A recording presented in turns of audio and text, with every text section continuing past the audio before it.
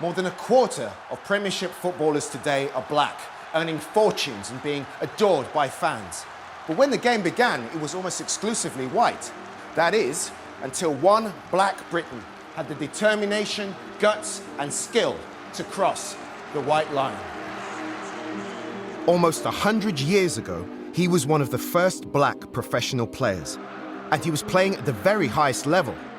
You would think that alone would be enough to guarantee him a place in history.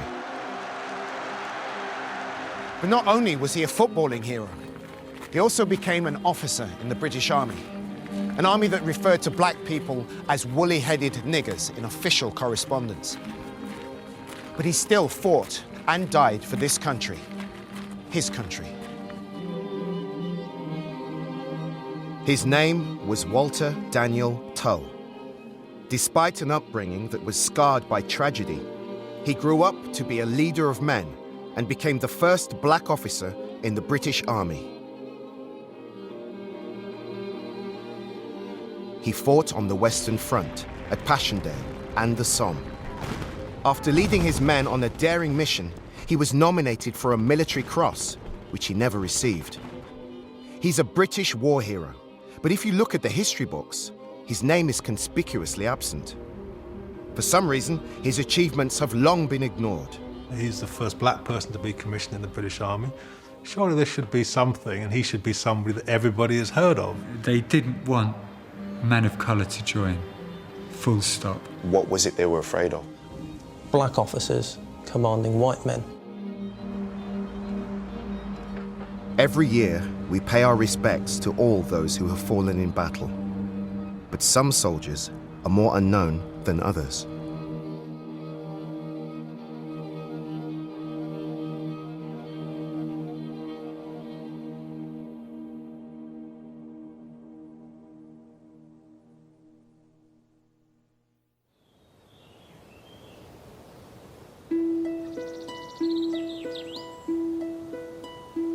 When I was growing up in Birmingham in the 1970s, I loved stories of British heroes of yesteryear. But as I got older, I realized there weren't any British heroes who looked like me. When I was at school, British history seemed to be entirely white. And as a black kid growing up, the only images that I knew of black British history were slavery and the Windrush migration. Then about 10 years ago, I read about a football match being organised by my local MP, Bernie Grant. A memorial match in honour of Walter Tull. And I thought to myself, Walter who? And when I looked into Walter Tull, I found a boy's own hero. He ran out at football grounds across England, ignored the abuse and fought for every ball. And as if that wasn't enough, he then became an officer in the British Army, where he led his white men on missions across enemy lines. He was exactly the black British hero I'd never had as a kid. I became obsessed with Walter Tull. His story both inspired and angered me. And now, 90 years after his death, we can finally put together the pieces of Walter's life and rediscover a true black British hero.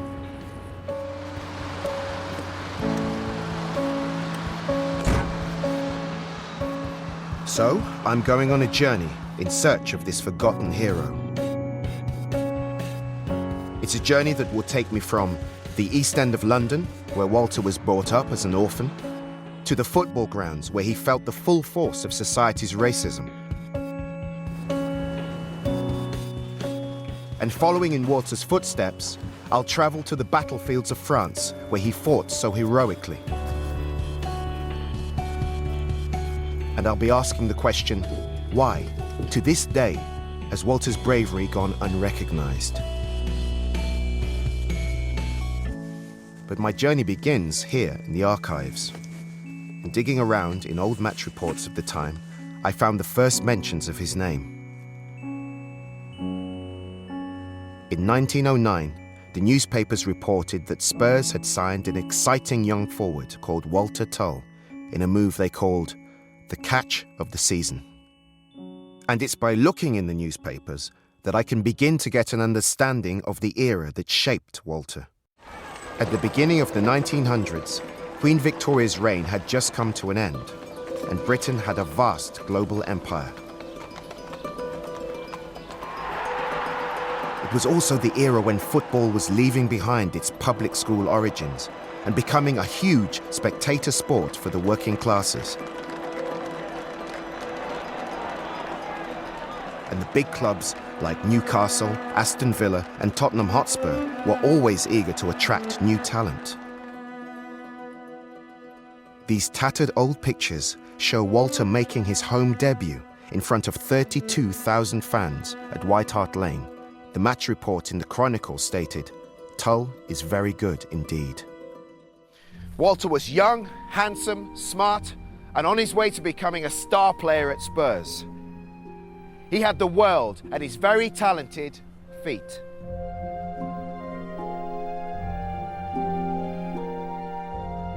For a signing-on fee of £10, Spurs now had one of Britain's first black professional footballers on their books. You'd think that it would be a proud part of the club's history, but the truth is very different. So I'm going to meet a former Spurs star who for many years thought he was the club's first black player. And it was only by chance that Garth Crooks found out about Walter. So Garth, how did you first come across Walter Tull? Well, I first came across Walter Tull by accident, actually. I was at White Hart Lane.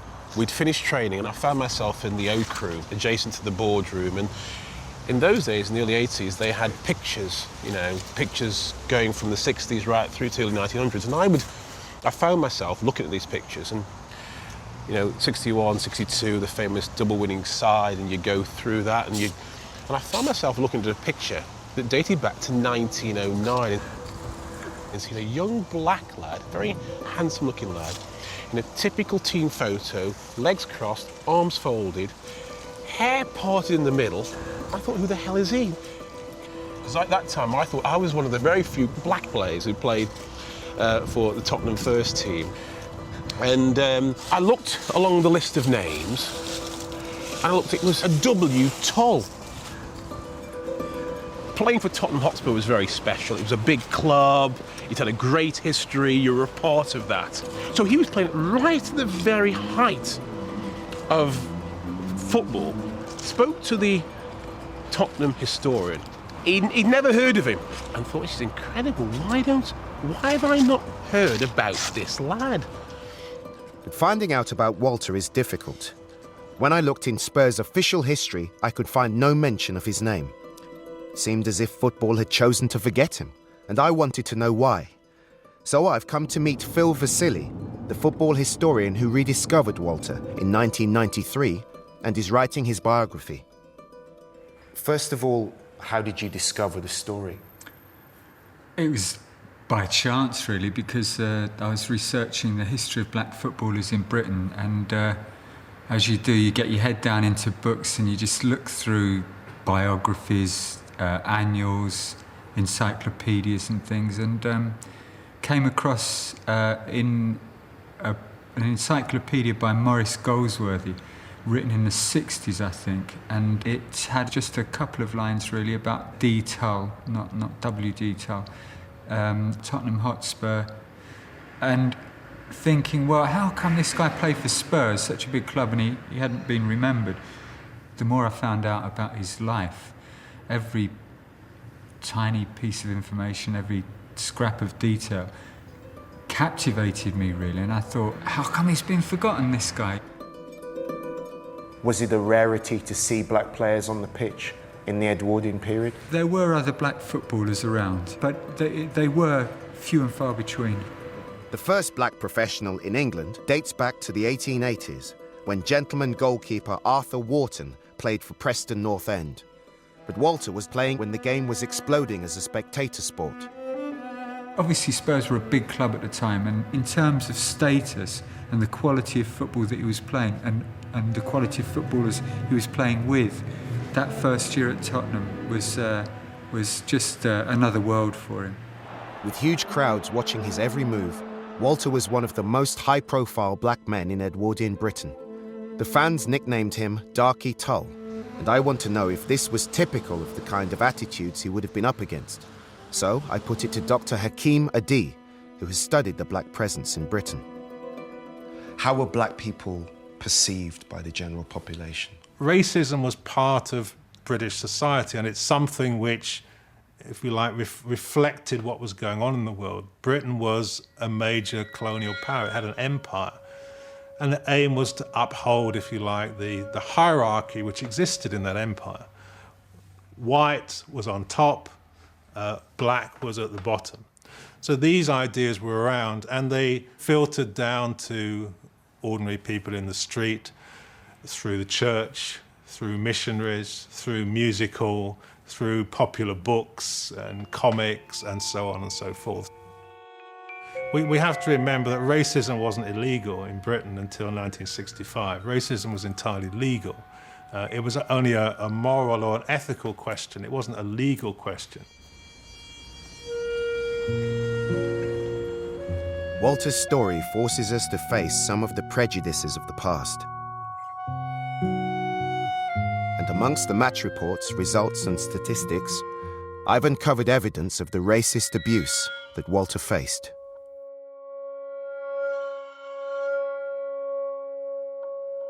On the 2nd of October 1909, Tottenham Hotspur came here, to Bristol City, and Walter played in a game that almost finished his Spurs career.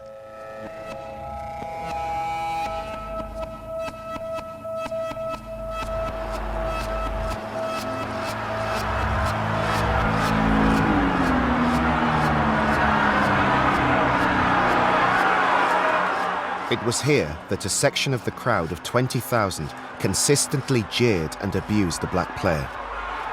The reporter from the Football Star witnessed the crowd's relentless hostility towards Walter and was outraged by their behaviour. Candidly, Tull has much to contend with on account of his colour. His tactics were absolutely beyond reproach, but he became the butt of ignorant partisans. A section of the spectators made a cowardly attack upon him in language lower than Billingsgate. They were quite ruthless in their targeting of Tull with racist comments and abuse. From the kick-off, it was a rough game, and to the fury of the home crowd, Walter gave as good as he got. There was this black man going around the field knocking over their white players, and they didn't like it, so he got stick for it. They just gave him a lot of abuse. These days, clubs like Bristol City are fully signed up to initiatives like Kick Racism Out of Football. But in the early days of the game, the players and the crowds were rough and ready. So I asked football historian David Goldblatt to describe how the crowds would have reacted when Walter ran out onto the pitch on that fateful Saturday afternoon. Would it be fair to assume that many people watching Walter Tull play would have never seen a black face before? No. Well, football is white. Football is white. You've got a cauldron-like atmosphere. Crowds could be roused to pitch invasions, stone throwing, as well as kind of pretty full-on cussing of one kind or another. I mean, what's separating you and the pitch is hardly anything in most places. You've got people crowded together. Yeah, I mean, people are looking for weakness in the opposition. People are looking for something to pick on. People are looking for a way of getting under the opposition's skin. Bristol's got a serious slaving heritage. We know Bristol, to a great extent, its finery and its wealth and its pomp is built on stolen lives and stolen labour. And therefore, you've got a very particular attitude, I would think, a mixture of, guilt and derision, I suspect, in attitudes towards black people in Bristol. It's had much more intimate contact with, let's face it, the business end of violent imperialism. That said, we know about the Bristol incident because somebody wrote it down.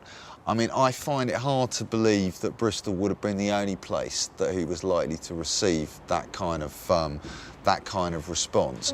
You've gone to Liverpool, you've gone to Manchester, I could imagine just the same thing happening to him.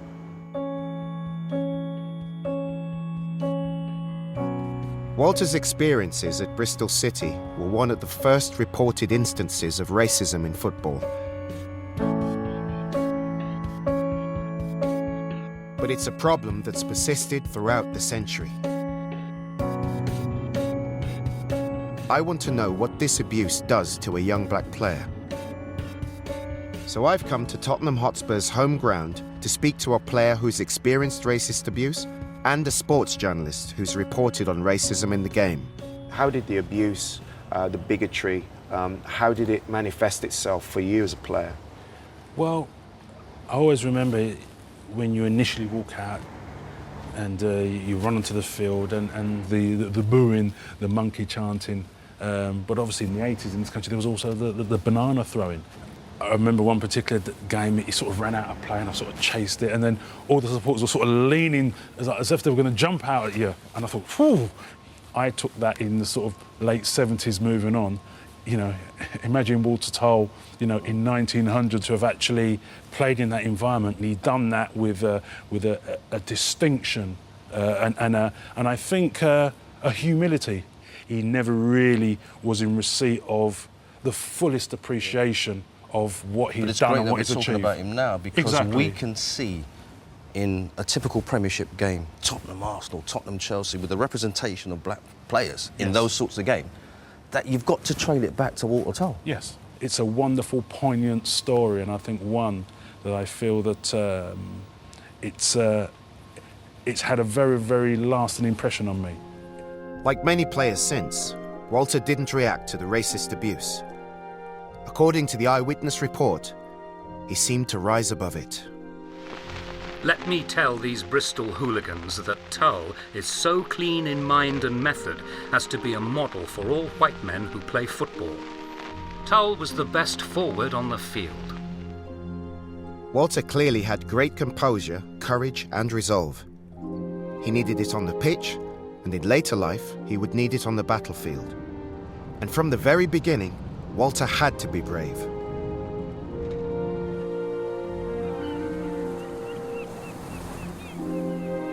I've come to Folkestone on the south coast of England. It was here, in this small Victorian seaside town, that Walter was born.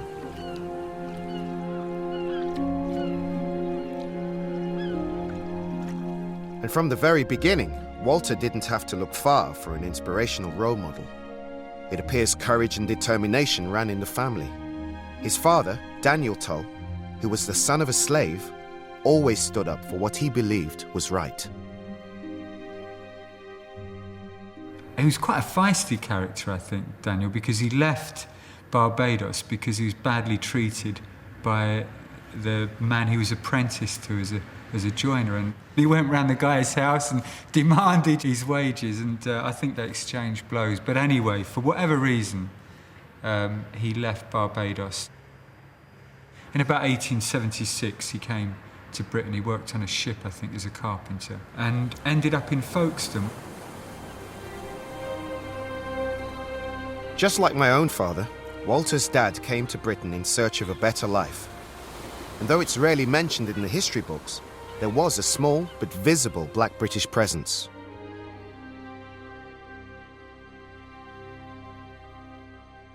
Daniel arrived at the end of the 19th century. It's difficult to say exactly how many black people were around, but we're talking about tens of thousands of people. And at that time, there were significant populations of black people, particularly in the port cities like London, Liverpool, Manchester, Glasgow. People would have been aware of a black presence. In Folkestone, it would not have been such a common sight. Daniel settled in Folkestone, and at the local Methodist church, he met, then married Alice Palmer, a local white girl. The records don't show how a mixed-race couple were received in a small Victorian town, but Daniel earned a regular wage as a skilled carpenter, and the Tulls started a family. Walter was born in April 1888, the couple's fifth child.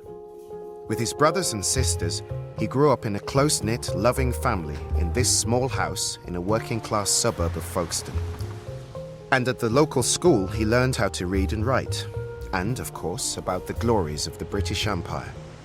But the poor lad was about to be hit by a succession of tragedies that even Charles Dickens would have struggled to dream up.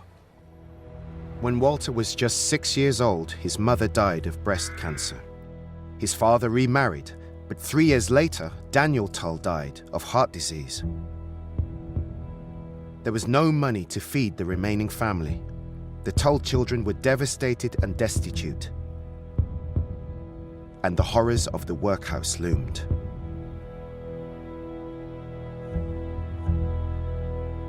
They were prisons of the poor. They were horrendous institutions. They were the spectre that haunted every working class family, that kept working class people in place. You know, people would do anything and everything to keep out of the workhouse. But fortunately, God saved the Tull boys from the workhouse. Well, not God exactly, but the Methodist Church. Walter and his older brother were sent away from their family home to a Methodist children's orphanage in the grimy East End of London.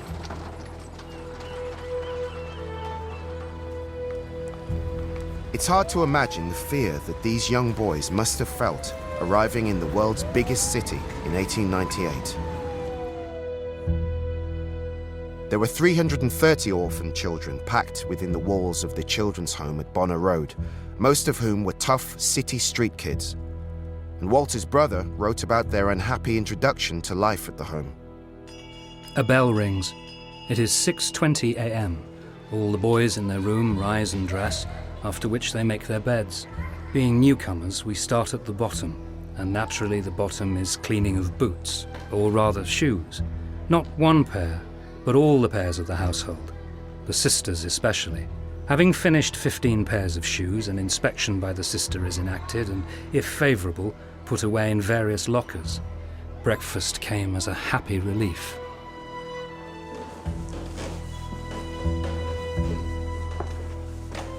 Life was clearly hard for the Tull boys, and I met Laura Peters, who has researched Victorian orphanages to try to understand their experience. So Walter and his brother Edward arrive in London. Their parents have recently passed away. What sort of experience might they have gone through? I think they would have been very homesick. I think they would have missed the rest of their siblings. They were from a large family. And I think they would probably find that the discipline was quite strict. I think it would have been a real shock to Edward and Walter. What were the social connotations of the label orphan? In the 19th century, if you were an orphan, you were bereft of happiness, of hope, of joy. So it was a condition not only of being without parents, but being quite miserable, and disadvantaged and vulnerable. Being of mixed race would have meant that they were fairly marginalised within society. It was a tough childhood, but Walter stood up for himself and settled quickly. In fact, it was his older brother who found life more difficult. I was homesick and a little frightened. Walter, being of a sturdier mould, seemed ready to sample new ways and new means. I'm beginning to get a sense of how difficult life was for these two kids, and how Walter in particular had to develop a thick skin just to survive. Every day, there were prayers, lessons, and work.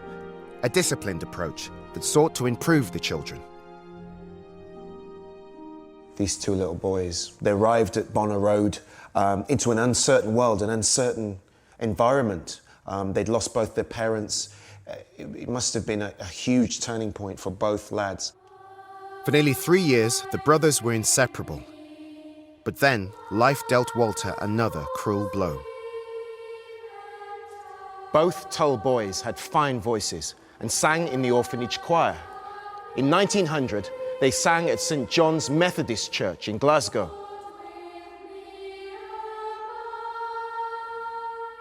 The touring orphanage choir charmed the audience, and Edward Tull was spotted by a middle-class couple who then asked to adopt the boy. On the 8th of November 1900, Walter's brother left the orphanage and took the train to begin a new life with his new family in Glasgow. Walter was now completely alone. It's obvious he was very, very upset because his schoolwork suffered. There were reports of his behaviour getting worse.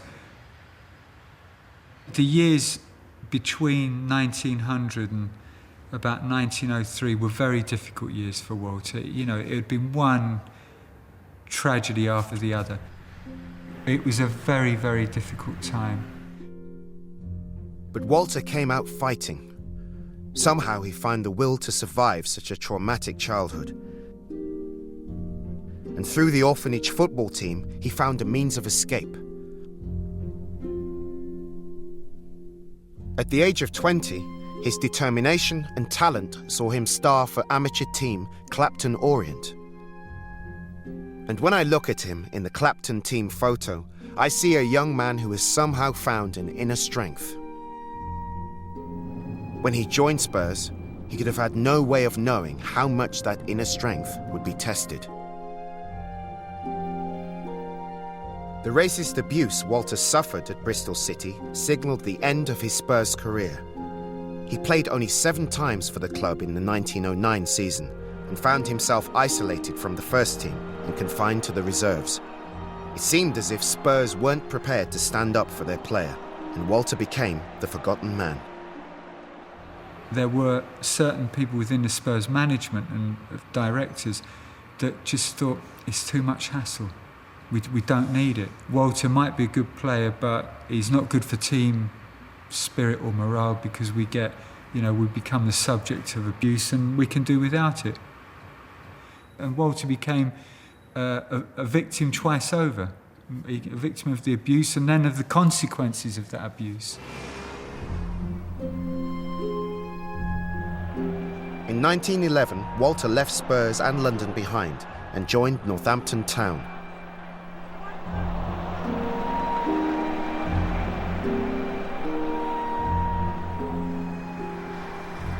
His career had been held back for 2 frustrating seasons, but here in this small industrial town, he had the chance for a new start.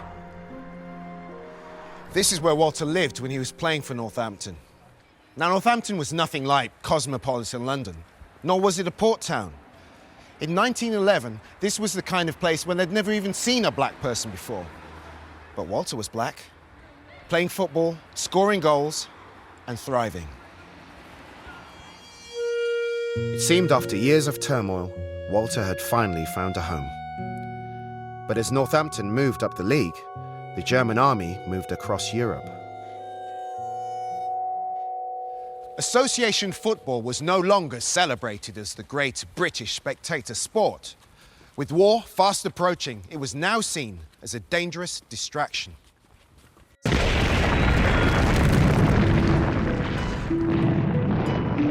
When Britain declared war on Germany in August 1914, there was no conscription. The War Office needed volunteers and asked every brave British man to stand up and fight for their country. Walter answered the call. On the 21st of December 1914, Walter left his home in Northampton, travelled the 60 miles south to London and presented himself at the recruitment office. He was ready to fight for his country, but his country wasn't so sure. A taste of the Army's attitude to African people can be found in the 1914 edition of the Manual of Military Law. Under a heading which reads Coloured Troops, it states, "Troops formed of coloured individuals belonging to savage tribes and barbarous races should not be employed in a war between civilised states." They didn't want men of colour to join, full stop. The usual ploy used by the recruitment people was, there's a black guy that's just walked in, tell him to read the eye test from this end of the room, he'll never see it, or fail him somewhere, use a bureaucratic procedure to fail him. Now, they couldn't do it with Walter. When Walter turned up, he was a known man. This was a guy that played for Spurs, played for Northampton, was on cigarette cards in newspapers. He was a bit of a face, that walked through the door. So it's difficult to fail him on the medical because he's a fit footballer. Walter became the 55th member of the newly formed and utterly unique 1st Football Battalion. The battalion was a result of the FA and the War Office joining forces to tap into the game's popularity. And this archive gives a rare glimpse of the football stars of the day, training for war.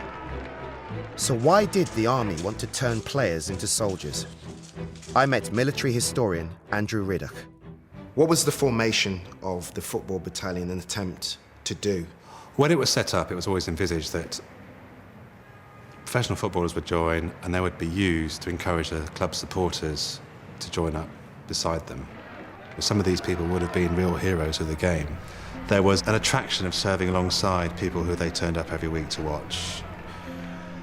Two major concessions were granted to the footballers battalion.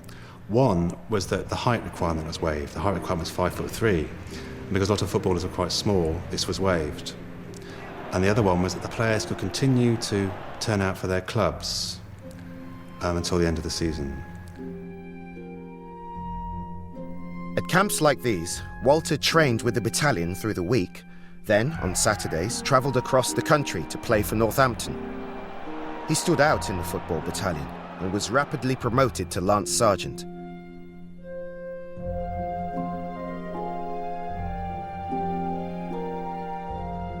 And he played right up until the final game of the season, in what was to be his last appearance as a professional footballer.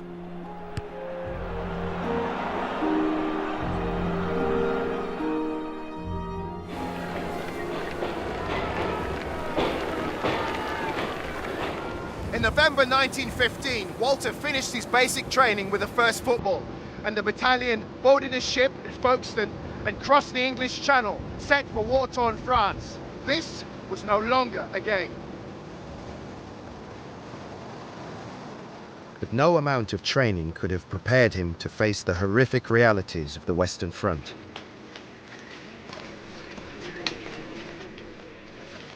The war was being fought from muddy trenches that ran for hundreds of miles across northern France. Young men who signed up in search of glory were being slaughtered in their thousands.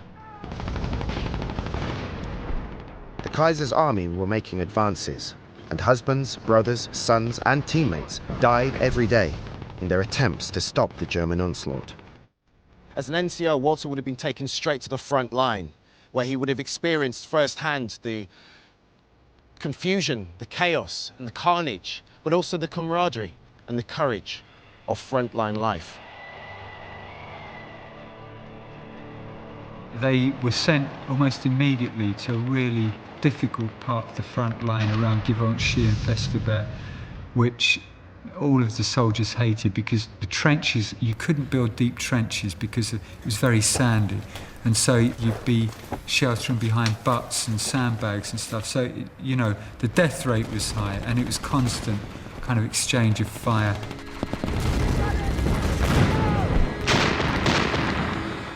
And so those first few months were a real shock to Walter. In the freezing, muddy trenches, Walter fought shoulder to shoulder with his comrades in the football battalion. It was a terrifying environment, where to survive, men had to trust one another.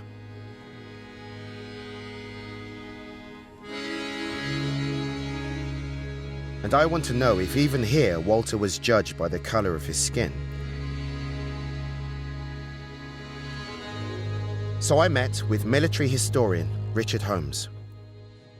I want to talk a little bit about the men who would have served alongside Walter. May they have had certain opinions about fighting alongside a black man, as an equal? They might very well have had some reservations, but I mean, here was a man who was brave, who had a great reputation as a footballer beforehand, and he had a lot going for him. I mean, this is a crucible which brings men close, and they get closer to one another than you and I could possibly imagine. So most of the people that he soldiered with wouldn't have had those attitudes to race. Would it have been a tremendous shock, what they saw and experienced in those early days? It wasn't simply a shock because you had a chance of being killed and wounded, but the physical conditions of the front, wet and cold, and you would be dirty and you would have lice. And then the experience of trench life, and with it sniping and shelling, was a shock. During a break in hostilities, Walter wrote what he hoped would be a reassuring letter to his guardians at the orphanage, where he described the unnerving mix of tension and adrenaline. For the last 3 weeks, my battalion has been resting some miles distant from the firing line. But we are now going up to the trenches for a month or so. Afterwards, we shall begin to think of coming home on leave. It is a monotonous life out here when we're supposed to be resting. And most of the boys prefer the excitement of the trenches to the comparative inaction whilst in reserve. We don't know whether Walter's eagerness to see more frontline conflict was bravado, inexperience, or whether he was hiding the true nature of the conflict. But what we do know is that when Walter did finally see what he called the excitement of the trenches, it very nearly destroyed him.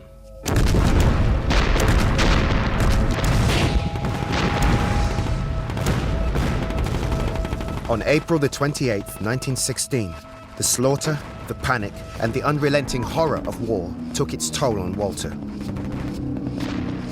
He was diagnosed with acute mania, what we would now call post-traumatic stress disorder, and was removed from the front line. It was his 28th birthday.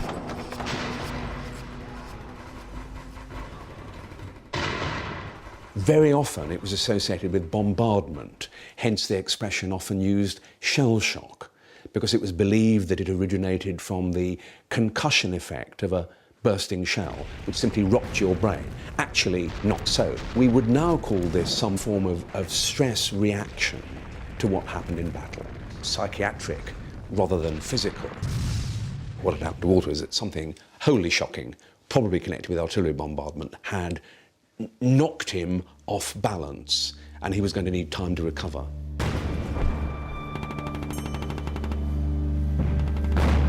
Nobody could ever have envisaged the industrial scale of the horror and carnage of the First World War.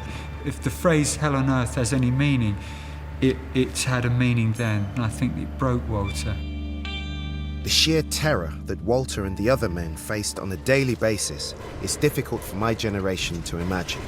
But even on a warm autumn day, 92 years later, these surviving trenches seem haunted by the ghosts of the past. To be here gives me a real sense of Walter, because I don't think you can understand Walter Tull without understanding those months and those years towards the end of his life and what he went through. I feel being here as if it brings me slightly closer to him. I feel I've got a better sense of who he was and how these experiences forged the man.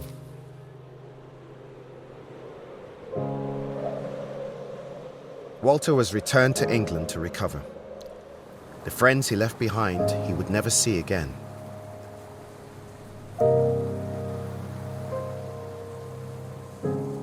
Half the football battalion fell as casualties on the Somme that summer. By the end of the war, only 30 men remained, and the 1st Football Battalion was disbanded.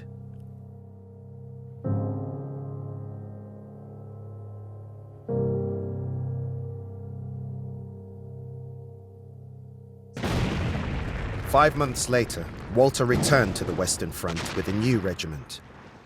His courage in overcoming shell shock and the way he commanded the respect of his men were noted by his commanding officer. And then, in November 1916, something unprecedented happened. Sergeant W.D. Tull, a black working-class man, was recommended for officer training. Up until then, there'd never been a black officer in a UK-based combat regiment before. And this is the part of Walter's story that's always bothered me. Could it really be that the British Army didn't believe that black men were fit to become officers?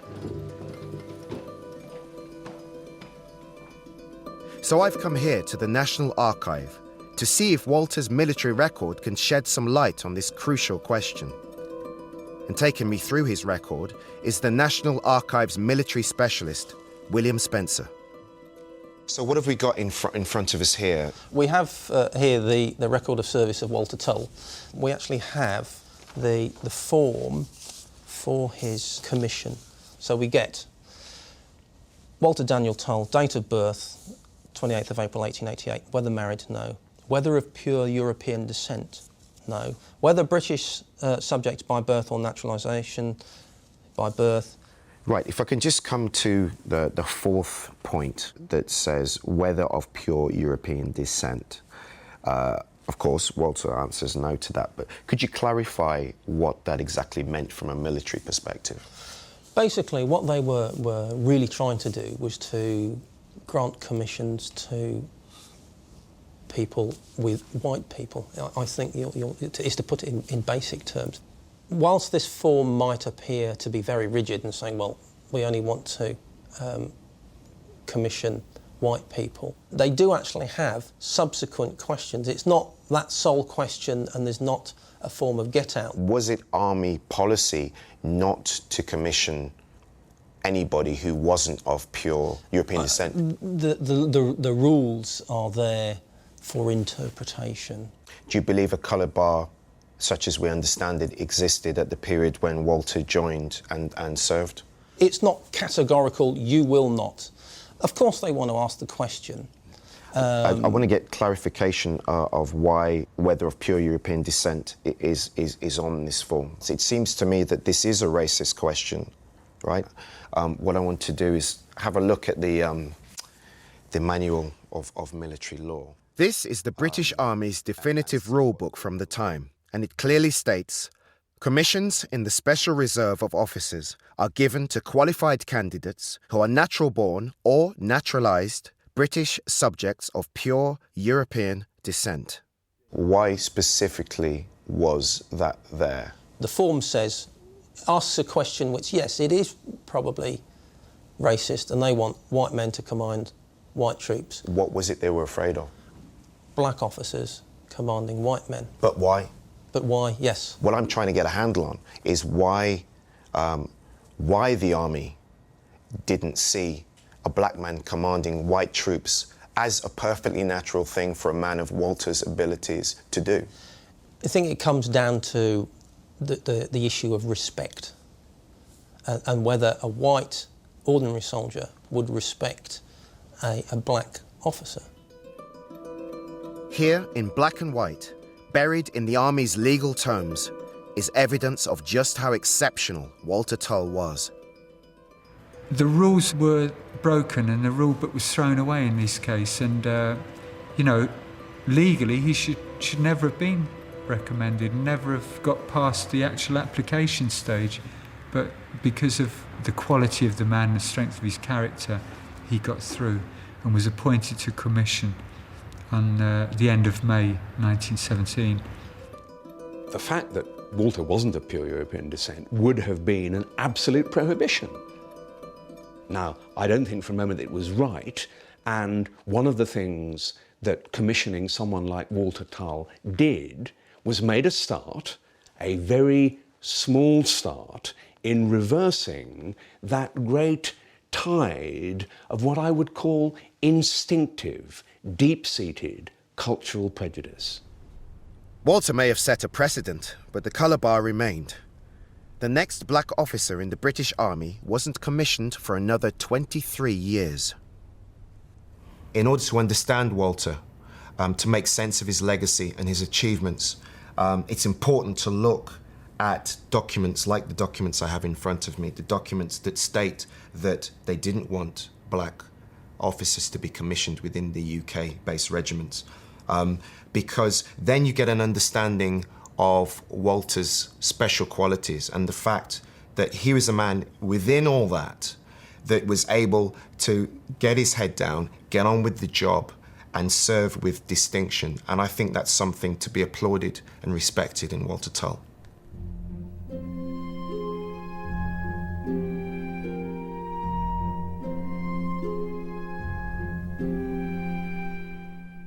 Walter was appointed to a commission in the Special Reserve of Officers and spent the spring of 1917 training on Scotland's west coast.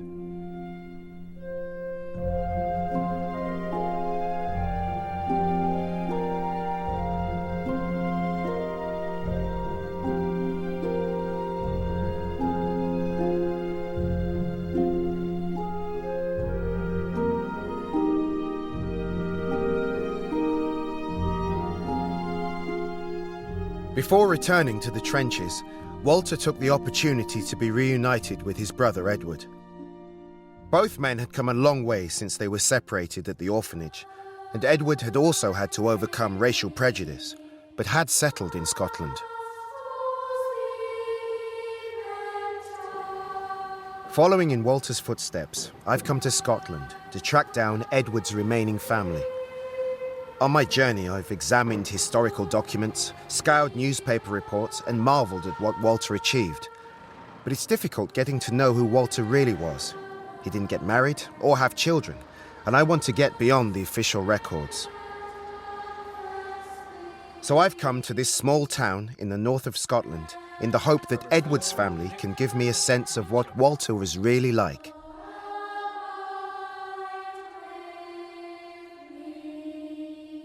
And I met up with 91-year-old Duncan, who married Edward Tull's daughter and is now the proud keeper of the family archive. That's him. That's Edward. Right. And there's Walter on leave, possibly his last leave. There's a family resemblance there, isn't there? That's right. I mean, I've mentioned the Tull jawline before. That's very much an evidence right. there, isn't it? Yes, yes. Edward was really one of the finest men I ever knew. Wonderful man. I mean, that fastened on to my enormous regard for Walter. Duncan and his children are Walter's closest surviving family, and their grandfather, Edward, often spoke of his little brother, Walter. How well did you know Edward? Grandpa died when I was 4, so Right, I didn't okay. know him all that well, but I mean, I do remember him. Mhm. And I just remember him being a lot of fun and very kind of warm person. Were they very similar as personalities? Yes, there was a strength of character and an outlook that was the same, a sort of, moral stability and resolve. What abides with me is that certainly right from the beginning he spoke about Walter and about their particular closeness. Was there a sense of pride that his brother was this great sports hero? Those are my early memories of both my grandfather Edward and Walter. Pride that you had a granduncle that was a professional footballer. Nobody else knew about him then, but his pictures were on the wall, and it was part of the kind of family history. And as children, we were always proud of him, being in the first black commissioned officer.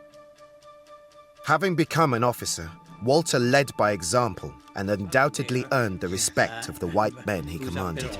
He faced the swamp-like mud and mustard gas attacks of Passchendaele. And on the Italian front, Walter showed true courage and leadership. Second Lieutenant Tull was ordered to lead a group of men across the dangerous, fast-flowing river Piave and attack the forward positions of German and Austrian troops. He led from the front and brought his men back without a single casualty.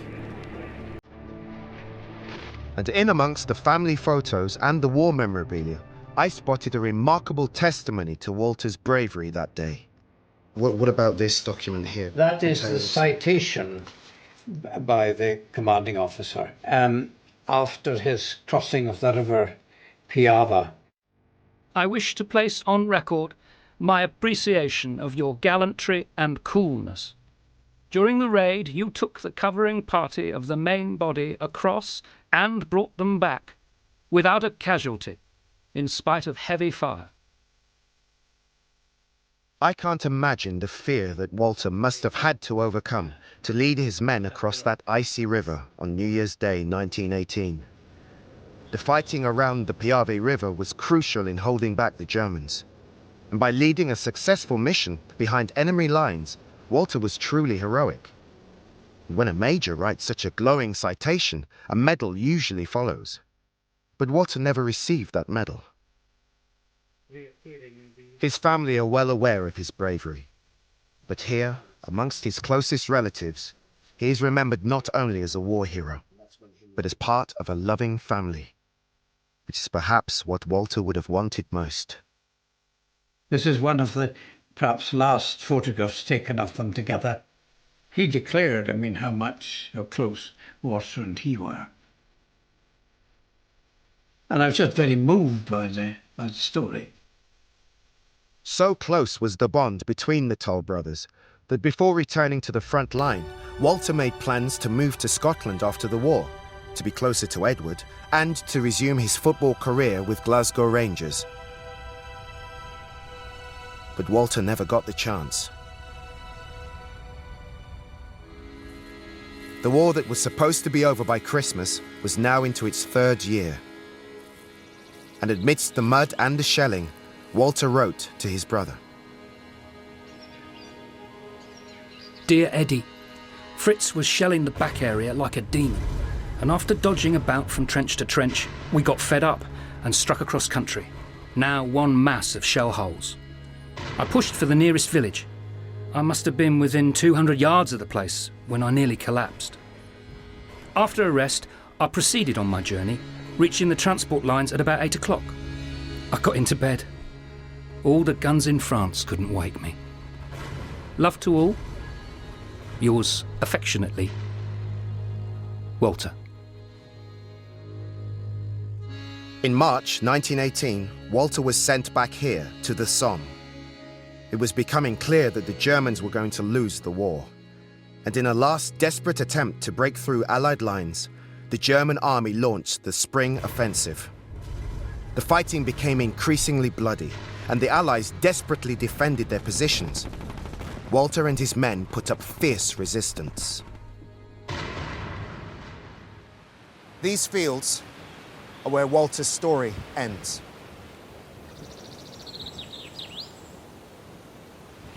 On the 25th of March 1918, an advancing German soldier took aim, pulled the trigger, and fired on a British officer. The bullet hit Walter in the neck, and he fell into the mud of the Somme. He never got up.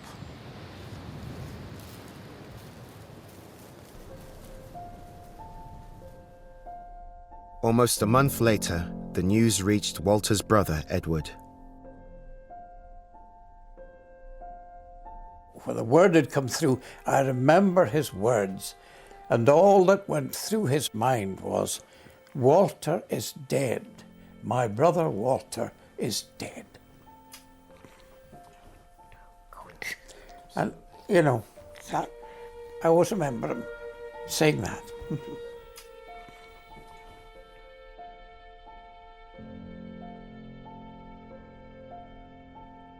That was the worst moment of my life, when I knew my brother Walter was dead. The worst moment of my life. I can imagine.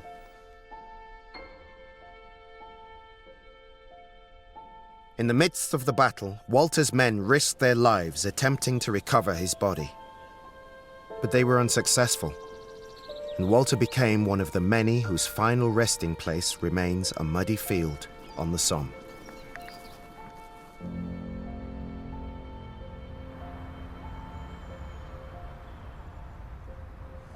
This is the Faubourg Damiens Memorial, dedicated to the servicemen whose bodies were never recovered. There are over 33,000 names on these walls, each with their own heartbreaking and heroic stories. But for me, Walter's story is my way of understanding the sacrifice of a generation.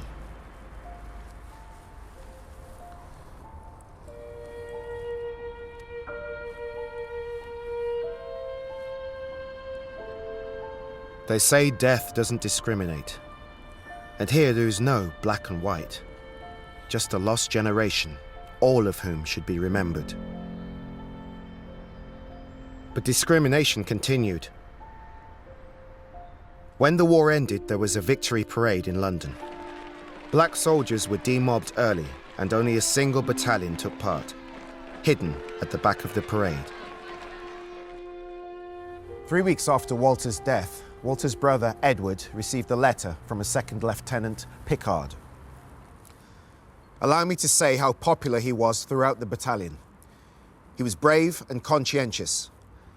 He had been recommended for the Military Cross and had certainly earned it.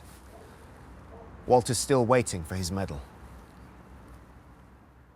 According to the War Office, The Military Cross was to be awarded to junior officers in recognition of gallantry and distinguished services in action. Lieutenant Tull's citation stated he had acted with gallantry and coolness in spite of heavy fire. And as I returned to England, I realized that there was one big question that remained unanswered. Should Tull have received that medal?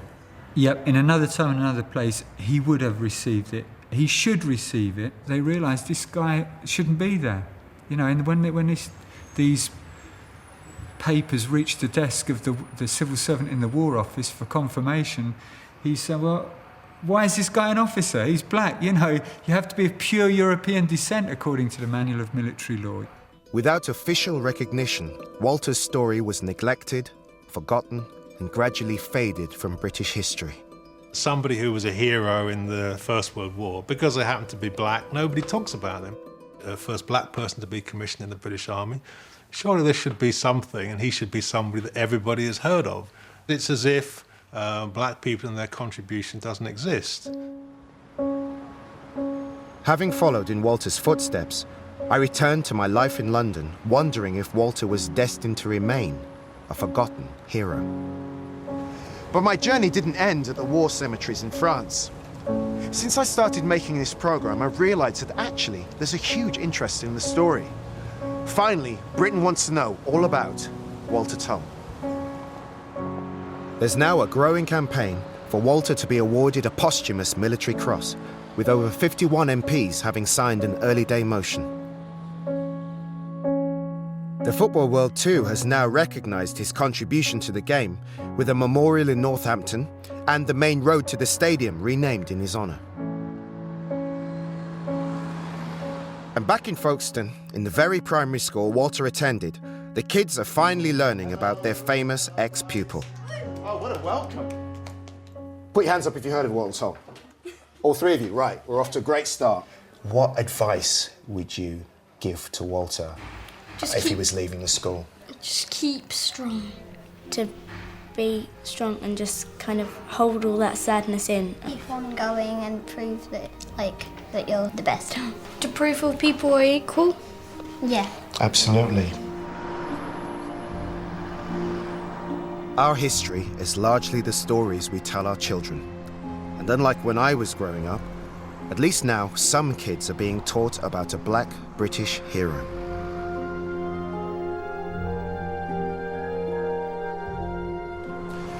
Walter's story exposes some uncomfortable truths about British attitudes to race. But it's only by fully understanding the past that we can learn history's lessons. But I'll leave those arguments to the academics. For me, it's enough that we are now finally remembering Walter Tull.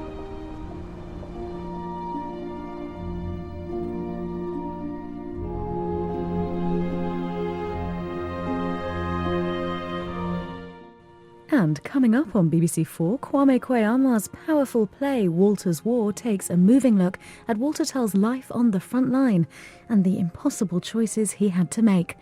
Next.